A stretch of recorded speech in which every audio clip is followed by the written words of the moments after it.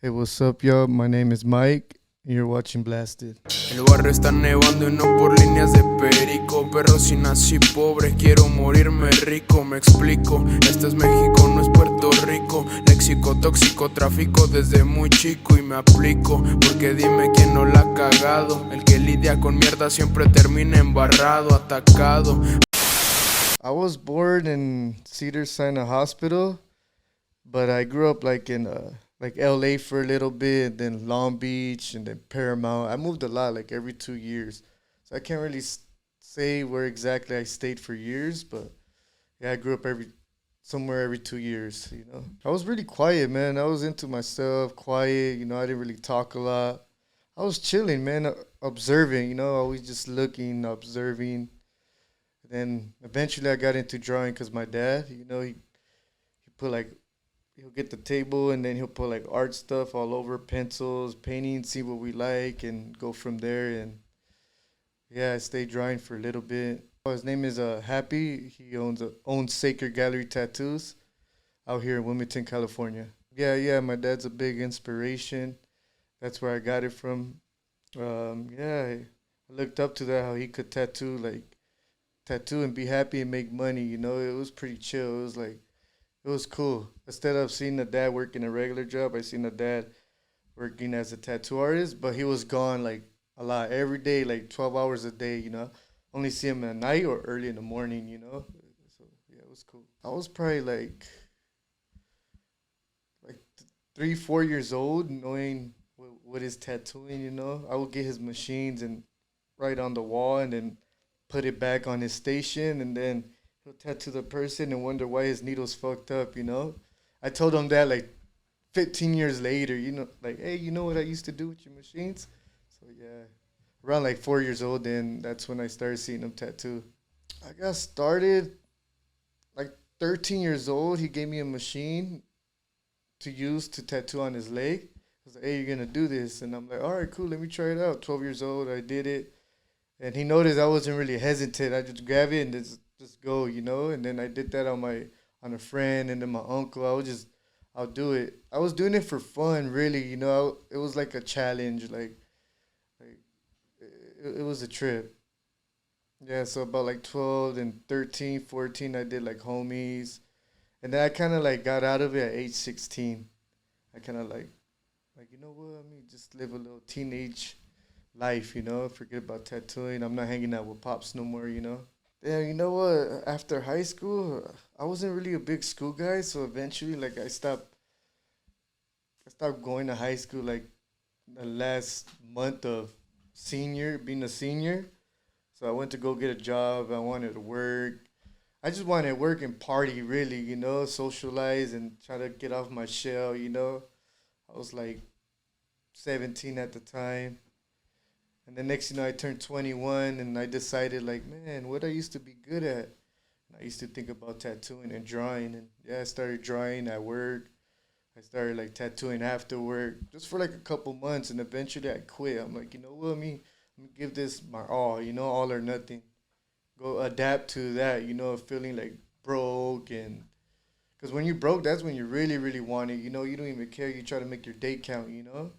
I remember I have to like discipline myself to like draw every day. That kind of like helped out. Learning how to draw every day, and then learning how to tattoo as much as I can. I would ask some questions. After work, after my regular job, I'll hit them up. I call them, like, hey, I'm about to do this tattoo. What needle should I use? How many shades of black and watershed. I would ask some questions and then I would apply that. So I kept calling them every time I was about to do a tattoo. So that helped out. I didn't even think about that. I never really thought about that. At that time I was just trying to learn. So and he's like pretty much the only artist that I know, and the ones that I did know was through him. So eventually, like, when I'll be next to him, we'll go meet other artists. So that kind of helps. I'll see how he's tattooing. I see how this guy's tattooing. So it was pretty cool. It's funny because I did an apprenticeship when I was like 15 years old. So I was like probably 15 to like almost 17. I was at the shop every day. I was drawing every day. I was getting like pretty good, and then out of nowhere, you're a teenager, you don't want to chill with pops no more. I kind of want to do my own thing, and yeah, I slowly like got out of that. But then 21, and then it hit me where I gotta like do this, gotta push it. Yeah, I remembered everything though, like cleaning up. Back then we would clean tubes though, so that was the. I'm glad we don't do that no more. Man, heck yeah, I do remember. I would have to like a lot of tracing. I would trace patterns for him. I would do a lot of like stencils for him. So I think that's what helped me out now that I'm so used to making stencils. I never complain about making a stencil. I'm like, all right, let's do it. So it came from that. Yeah. You know what? Yeah, I did actually. After that, I did a few shops. I worked at the homies Rockabilly Ray shop back then when he used to have it in Hollywood with his brother Chris. Yeah, remember that one? Yeah, that was a cool shot. I will go there sometimes, like a couple of days out of the week. I worked at Venice Beach also. Like yeah, South Bay Tattoos. That shop was cool. Tattooing process, I like to start from the bottom up. I like seeing it like each little piece getting finished. As I'm moving on up, moving on up. That style. It took me a while to learn how to do that because I used to do like outline first and then shading. And then I used to do like a little outline, a little shading, and then yeah, eventually I got comfortable with just some mag, just doing it from the bottom up. Yeah. Techniques is what helped me a lot was like charcoal. Charcoal helps you choose your dark first. So if you're doing like a black and gray piece, like when you choose your darks first, you start seeing like the white pop more. You could kind of see like your map is you can see your map a little more. I prefer to do black and gray because it's the most enjoyment feeling. Like it's enjoyable. Color is a little bit more. Sometimes I could be a little stressed, or sometimes people can't take it. I do color sometimes for like close people. I'll be like, all right, I'll do it. I haven't done color for a while. I do have fun because when I first started tattooing, I was only doing color because black and gray was really hard to learn. So now it's like it pretty much switch. Anything realism, really, anything black and gray realism, I have fun doing. Some lettering. I sometimes do lettering for people, but a lot of realism. I love doing realism, or even like anime tattoos, cartoons, black and gray. I like doing that as well, as long as it's black and gray. I sometimes like a challenge too, so it's cool. Fine line, yeah, yeah. I mess around with fine lines sometimes, get those thin lines and little pepper shading, keep it cool with no mags, I do that too. Well, my dad, he started tattooing me like at 17, it started off with him, and then eventually, like, I went to like his homie Ocean. He's the one that taught me how to tattoo also. I actually took like I went to San Francisco for a month to learn over there. He helped me out a lot. Ocean. Yeah, I went to Mexico when I was like 21. When I got back into tattooing, he sent me to a mission to go drop off some art over there. It was cool, man. I learned a lot. It made me really like humble. It kept me on my grounds. It was cool, man. I love that place. Yeah, yeah. I met a lot of artists down there in Mexico. The shop was called the Efe Tatuaje, something like that. I could be wrong though. I could be wrong. But yeah, it was a good shot, man. Those guys, they showed love, bro. They showed love. They didn't charge me for the guest spot. I was there for like 2 weeks. I tried to get money, and they're like, no, no. They were feeding me. They're taking care of me, man. Now I'm kind of thinking about it more. My goal for this year is probably like buy a house. Probably never know, get my own studio. Call it little sacred. Nah, I'm just kidding. Yeah, yeah, yeah. I have some goals. It's because I always think about like getting better at tattooing. So I think that sometimes like distracts me a little bit from other goals because tattooing. You saw it takes like a whole day sometimes. So imagine like every day like that. The time go by fast. But yeah, I got new goals for this year, so I'm excited about that. Oh man, shoot, designs is crazy because designs like when you come up with designs like now these days you gotta come up with like all types of stuff in the app. Sometimes that takes a lot of time too. So usually I feel like drawing is the best to get a a nice custom design. So what I do when I do a drawing, it's custom. It's not on Google or nothing. And sometimes I tattoo my own design. So I like doing that also. So I want to do more of that. Do more drawings and then tattoo them on people. It's custom. Yeah, hell yeah, that'd be cool. If I could find somebody to do the whole body. I actually had this white boy homie, man. He was a cool dude. He used to like chilling with me all the time. And there was sometimes he would just get tatted when he noticed somebody would like miss their appointment. He'd be like, "Hey, take me." He'll pay too. It was cool. I did like his thigh, his legs, his back, his hand. He was one of those guys. His face. He went from a guy with no tattoos to tattoos everywhere. Even on his face like a rapper or something. Shout out to Blake. That was the homie. He handled his shit. I got tatted by Adrian Lazaro. He gets down with that black and gray. Adrian Lazaro. The homie Rebel Hernandez. He's cool too. Rebel Hernandez. He gets down. And the homie Gabe, he tattooed my back of my neck. That's when we were working at South Bay Tattoos. Yeah, somebody didn't come in. He was like, "Hey, let me tattoo the back of your neck." And after that, it started it all around the neck. Oh, yeah, Young Chavo. He tattooed my knuckles also. Shout out to Young Chavo. He got down. My shits were swollen, but that's how you know they stick. When they swollen, that's how you know. Got tatted on my leg by the homie Retro. Retro one from Under the Gun. It was fun. It was fun chopping it up, kicking it with Retro. He's cool. I used to visit him at Venice Beach because when I worked at Venice Beach, I go to Oceanfront sometimes with my pops. We'd be right there chilling, smoking. But Retro? yeah, You Retro. mentioned that he was at Venice Beach for a long time. Yeah, he was. He was there for a minute. He was. Shout out to Retro. Shout out to Retro, doing his thing. That fool always got down, man. Drawing, him and his brother would just paint and draw, and they were very artistic. Not just in tattooing, but in other stuff too. Right now, I was working with the FK Iron, the flux. Do you call it that one? Yeah, it's a good machine. I've been having it for I say about like a year or two. I like it a lot. This is my second one. The first one got messed up. I was like, what the hell? But I liked it so much. I was like, I gotta get another one, and I buy extra batteries just for in case, because the batteries get messed up sometimes. But yeah, I use that. Oh, what I like about that one is no wires, man. No wires. It's light. The cartridge, you can just switch them up really fast. Like, it's cool. It's a beautiful thing how they just make it easier. I normally use like Bishop or Quadrant. That one's pretty cool. That's about it. Or Cheyenne. Sometimes Cheyenne. Yeah. I use a lot of 5 tights.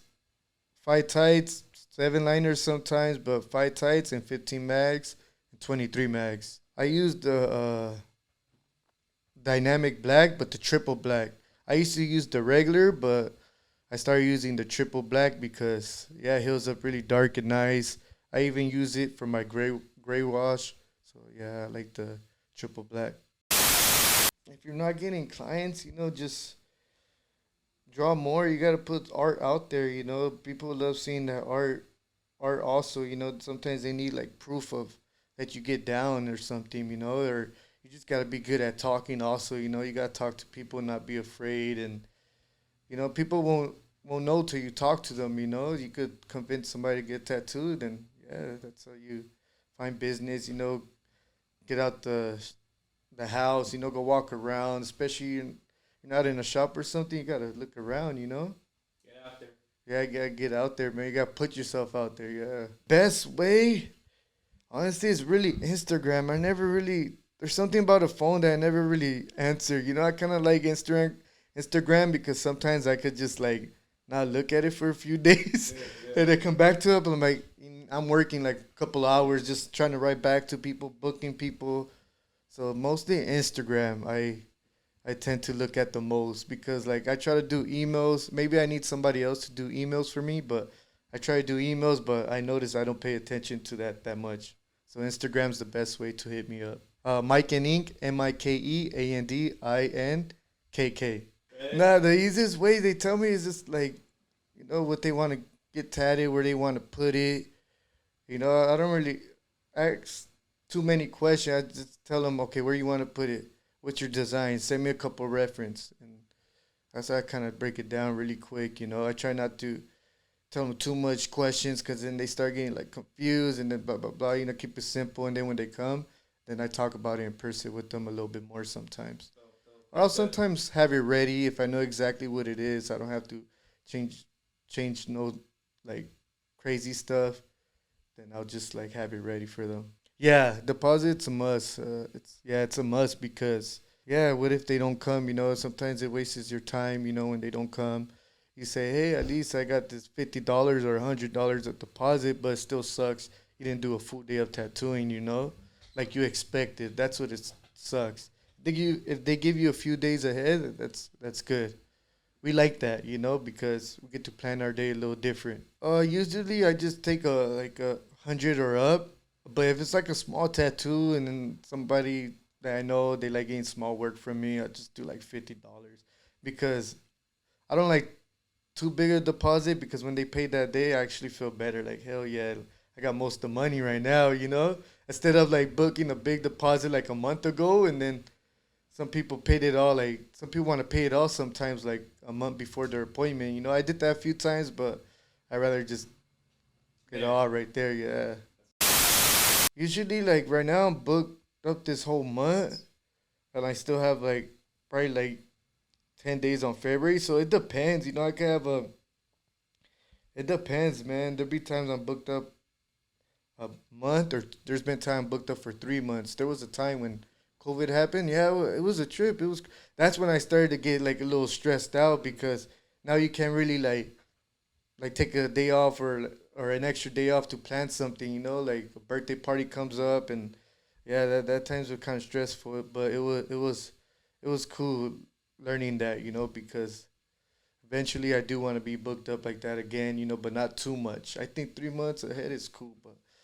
Shout out to those people that could do a year and everything, but damn, like that's crazy. My pricing, I by the piece really, by the piece because I could do a big piece like in like 6, 7, 8, 9 hours. I try not to do too much hours no more. I like to do one person a day. Not stress about the next person coming in. Take my time, but yeah, based off the piece really because. Every piece has a different time limit. So I base off the piece and the size, really. The homie Ricardo, the freehand master right there. Ricardo, yeah, he gets down. The homie Retro, he gets down. Yeah, man, the Chuy Quintanad, he gets down. Alan Paria, he gets down. I look at a lot of guys, man. I'm watching all these guys out here, especially like the young ones, like Rebel Colors, Ebon Capone, all those foods. Like, there's a lot, man.